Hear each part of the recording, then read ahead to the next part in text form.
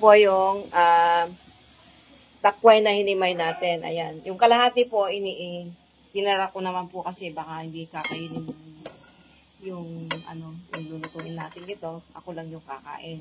So, ang pang-asim natin, ayan, katmon. Ayan po yung katmon na kinuha natin dun sa Bulacan. O, ayan. O. Tapos, ito, nilagyan ko na po ng sibuyas, tsaka luya at bagoong. Yan lang po yung sahog niyan. Ilagay muna natin yung pang-asim. Ayan. Ito, ilagay na muna yung pang-asim natin. Ito, siguro, kasyang-kasya na to. Oh. Yan po yung katmon.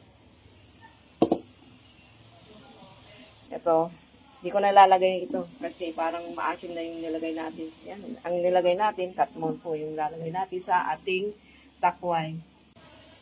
Yan, at ito, nagluluto tayo ng mais. Katmon, ha? Ayan. Katmon, takway. Kumain ka ng takway, no? Takway, ayan, oh. Anong takway? Yung gabi. Usbong ng gabi. Ayan, nilagyan natin ng pang-asin. At saka bagoong. Ito, magdadala ka ng mais. Naglalaga ka. Wow, sarap naman yan. Ayan.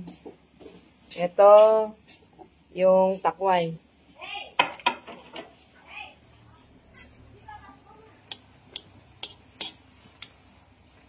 Ayan, tirisin lang natin siguro itong ano. Ngayon ko lang po lulutuin ito. Kasi lahat ng tinetry ko naman. Siyempre, ito lang yung pagkakataon natin masubukan ito. Hindi naman po palagi merong ganitong bunga ng punong kahoy. At yung takway, madalang lang po yan. Sumama yung balbas ng yung katmon kasi, meron po siyang ito. So, ilalagay na po natin. Yan. Yun. Ayan. Kasi kanina, naghimay sila Bernard. Parang nangawit sila. Nainit sila sa pag-uwi. O, gusto mo kainin yan? Ay, nandito yung dalawang dilag, O. Ayan, makikain na kayo dito sa bahay namin, Ayan yung ulam natin.